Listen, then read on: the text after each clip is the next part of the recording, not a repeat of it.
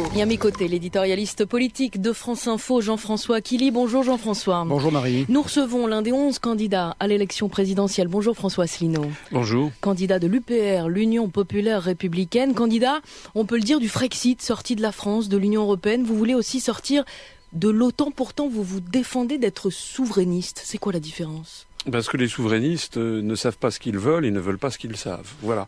C'est-à-dire que Madame Le Pen, Monsieur Dupont-Aignan, Monsieur Mélenchon, dont on pourrait dire d'une certaine façon qu'il est un souverainiste de gauche, proposent toujours, critiquent tous l'Union européenne et l'euro, mais ne proposent jamais d'en sortir comme vont le faire les Britanniques, comme ont décidé de le faire les Britanniques, c'est-à-dire de façon juridique et sereine, par la mise en œuvre de l'article 50 du traité de l'Union européenne. Pourquoi c'est la solution selon vous ?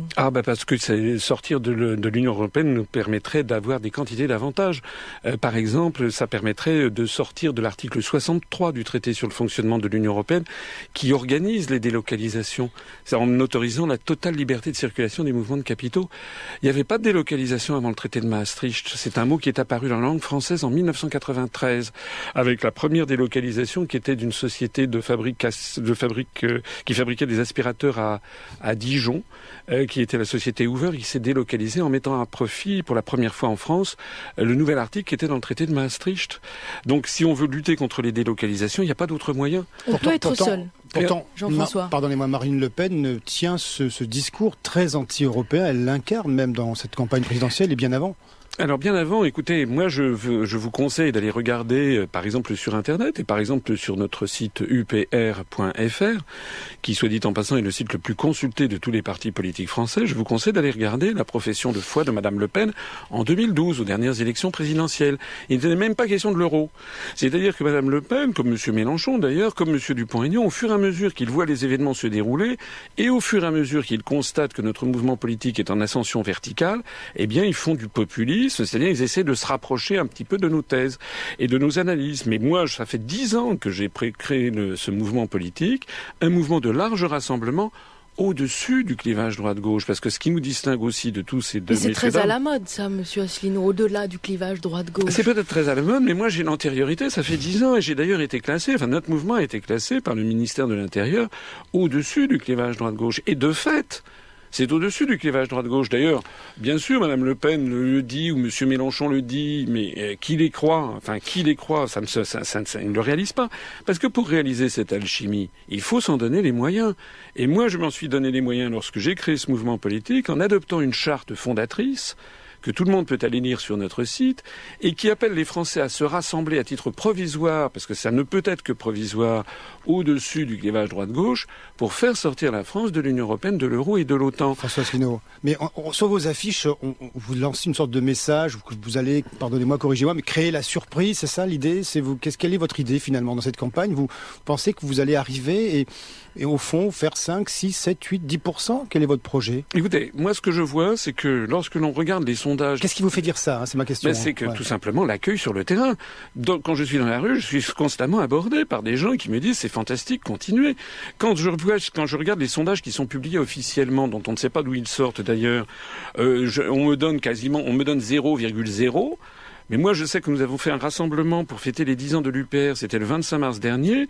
Un certain nombre de vos confrères y sont allés. Ils ont été sidérés par le nombre de personnes qu'il y avait. Il y avait 6500 personnes, et non seulement par le nombre, mais par la ferveur des gens. Nous sommes en train de faire venir à nous des quantités d'abstentionnistes, notamment des gens qui étaient dégoûtés par la politique et qui sont d'un seul coup qui découvrent un mouvement qui leur paraît à juste titre fiable, honnête, serein, rassembleur. Moi, je sais que sur les sondages en ligne sur Internet, allez les voir, dès qu'il y a mon nom sur un sondage en ligne, écoutez, on casse la baraque, excusez-moi, c'est vrai, on a des scores extraordinaires.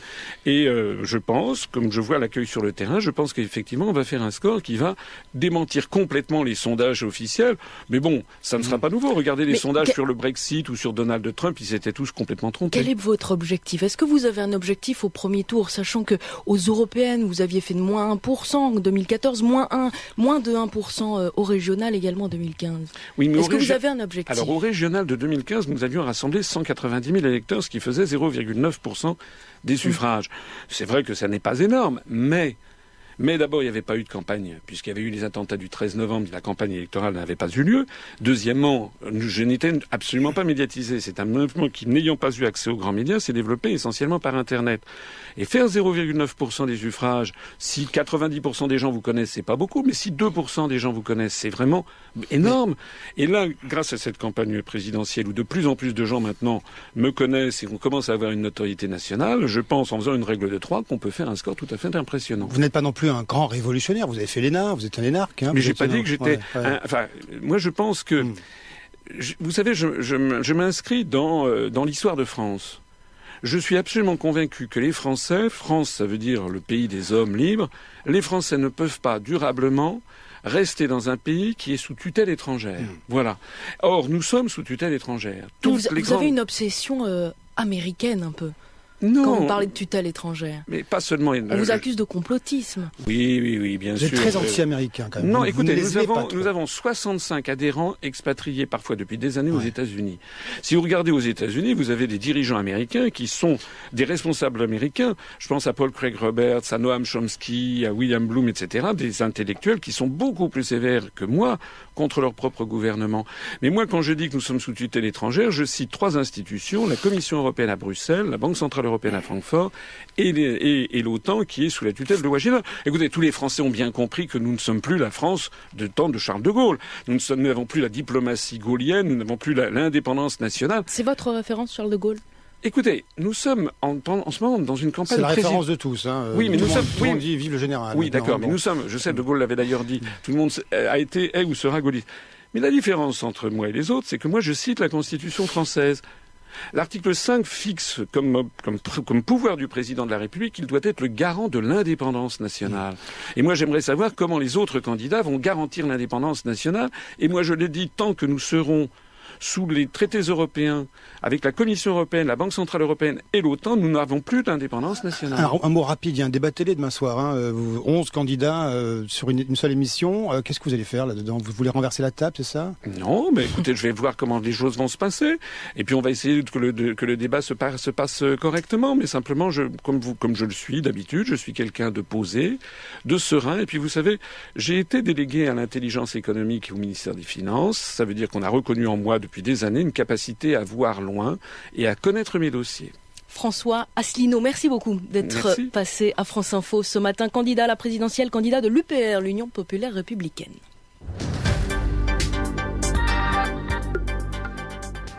Retrouvez nos analyses, nos propositions, adhérez ou faites un don sur upr.fr. Retrouvez-nous aussi sur Facebook pour partager des idées et participer au direct. Twitter pour suivre les réactions de François Asselineau au jour le jour. YouTube pour ne rater aucune de nos vidéos. Pour nous aider à rétablir la démocratie, poussez-nous, abonnez-vous, partagez.